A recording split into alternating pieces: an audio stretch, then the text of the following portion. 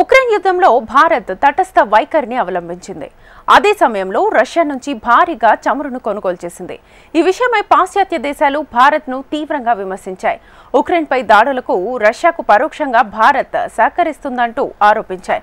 కానీ భారత్ మాత్రం తన వైఖరిని మార్చుకోలేదు. కానీ ఇటీవల ఉక్రెయిన్ చేస్తున్న దాడుల్లో భారత మందుగుండు లభించినట్లు మాస్కో ఆందోళన వ్యక్తం చేస్తోంది. అంటే రష్యాకు భారత్ వ్యతిరేకంగా మారుతోందా అన్న సందేహాలు అందరిలోనూ వ్యక్తమవుతున్నాయి. తాజాగా జర్మనీకి చెందిన మీడియాలో ఓ కథనం కూడా ఆశ్చర్యకర అంశాన్ని బయటపెట్టింది. భారత్ నుంచి జర్మనీ మందుగుండు కొనుగోలు చేసేందుకు రహస్యంగా చర్చలు జరిపినట్లుగా వెల్లడించింది. అయితే జర్మనీ మీడియాలో వచ్చిన కథనం ఎంతవరకు నిజం? నిజంగానే రష్యా అధ్యక్షుడు పుతిన్ కు వ్యతిరేకంగా ప్రధాని మోదీ ప్లాన్ వేశారా? అసలు ఉక్రెయిన్ కు భారత మందుగుండు ఎలా చేరింది? What's the story? ఉక్రెయిన్ కు భారత్ మందుగుండు ఇస్తోందా? షెల్స్ కోసం భారత్తో జర్మనీ రహస్య చర్చలు నిజమేనా? రష్యాతో బంధాన్ని భారత్ తెగదెంపులు చేసుకుంటోందా? ఉక్రెయిన్ యుద్ధం 3వ సంవత్సరంలోకి ప్రవేశించింది. యుద్ధంలో ఉక్రెయిన్ సేనలు డీలా పడుతున్నాయి. ఆయుధాలు లేక పలు భూభాగాలను వదులుకుంటున్నాయి. అదే సమయంలో రష్యా సైన్యం రెచ్చిపోతోంది. భారీగా ఆయుధాలను యుద్ధక్షేత్రానికి తరలిస్తోంది. పెద్ద ఎత్తున సైన్యాన్ని మోహరించింది.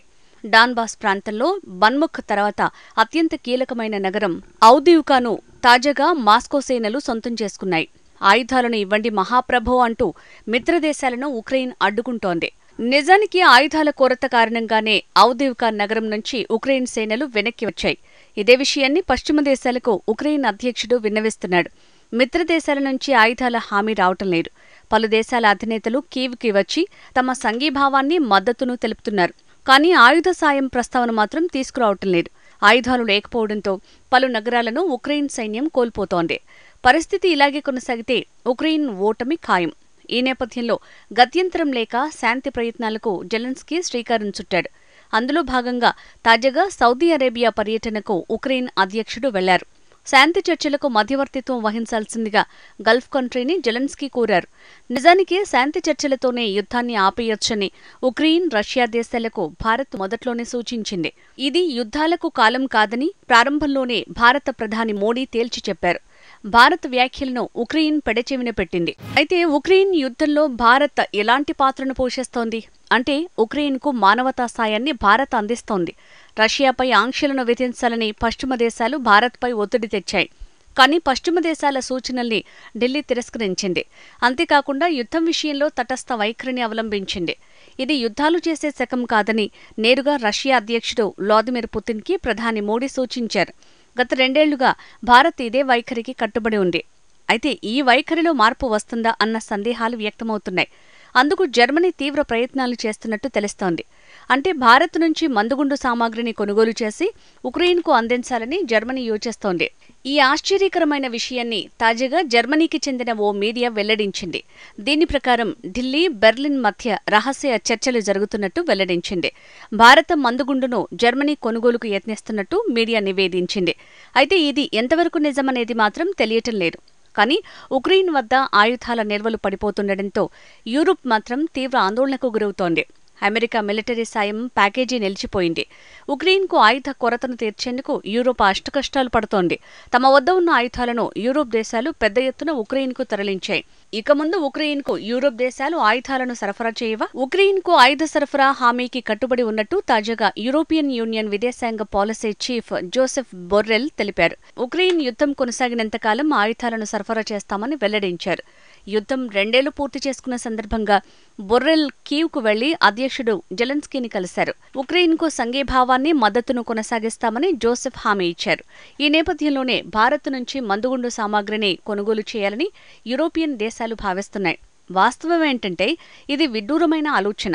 ఎందుకంటే ఉక్రెయిన్ యుద్ధంలో భారత్ ఏ వర్గానికి మద్దతివ్వటం లేదు.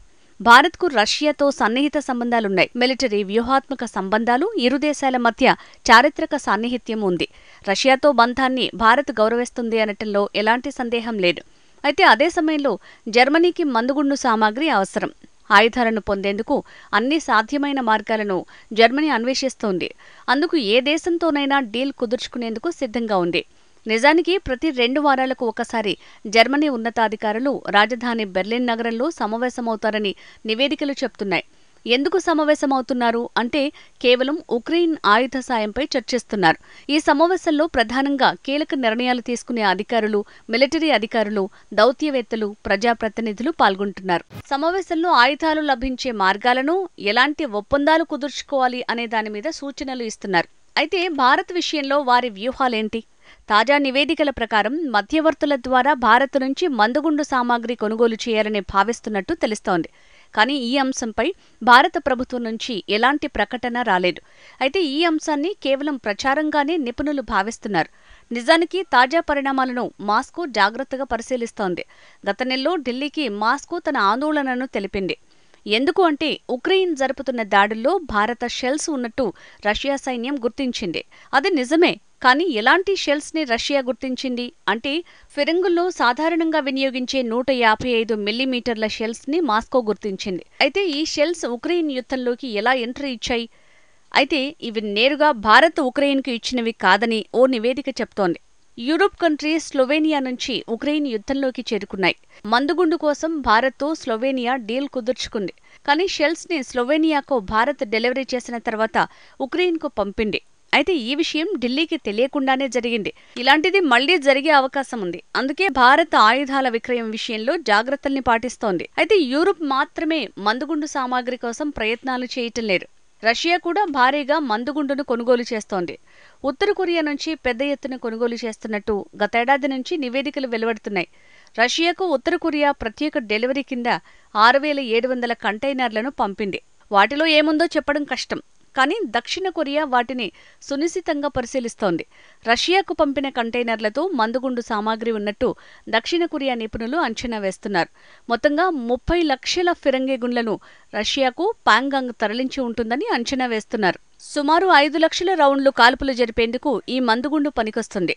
అయితే ఈ ఆయుధాలను వస్తువు మార్పిడి ఒప్పందం కింద రష్యాకు కిమ్ ఇచ్చినట్టు దక్షిణ కొరియా తెలిపింది. అయితే ఈ మందుగుండుకు బదులుగా ప్యాంగాంగ్కు మాస్కో ఏమిచ్చింది అంటే ఆహార ముడి పదార్థాలు, ఆయుధ తయారీకి అవసరమైన వేడి భాగాలను కిమ్ అందుకుంటోందని దక్షిణ కొరియా నివేదికలు చెప్తున్నాయి. నిజానికి ఉక్రెయిన్ యుద్ధం ప్రారంభం నుంచి మాస్కోకు ప్యాంగాంగ్ నమ్మకమైన మందుగుండు సామాగ్రి సరఫరాదారుగా నిలుస్తోంది. గతేడాది సెప్టెంబర్ నుంచి రష్యాకు ఉత్తర కొరియా 10,000కు పైగా కంటైనర్లను పంపింది. ఈ కంటైనర్స్లో ఆయుధాలు లేదా సంబంధిత సామాగ్రి ఉన్నట్టు నివేదికలు చెప్తున్నాయి. సింపుల్ గా చెప్పాలంటే ఉక్రెయిన్, రష్యా దేశాలు ఒకే లక్ష్యం కోసం ప్రయత్నిస్తున్నాయి. తమ పోరాటాన్ని కొనసాగించాలంటే భారీగా ఆయుధాలు కావాలి. అందుకే ఇతర దేశాల వైపు చూస్తున్నాయి. నిజానికి ఇప్పటికీ కాల్పుల విరమణ ఒప్పందంపై చర్చించుకోవటం ఇరు దేశాలకు ఉత్తమమైన ఎంపిక. అయితే ఆ దిశగా అడుగులు వేస్తాయా లేదా అన్నది కాలమే నిర్ణయించాలి.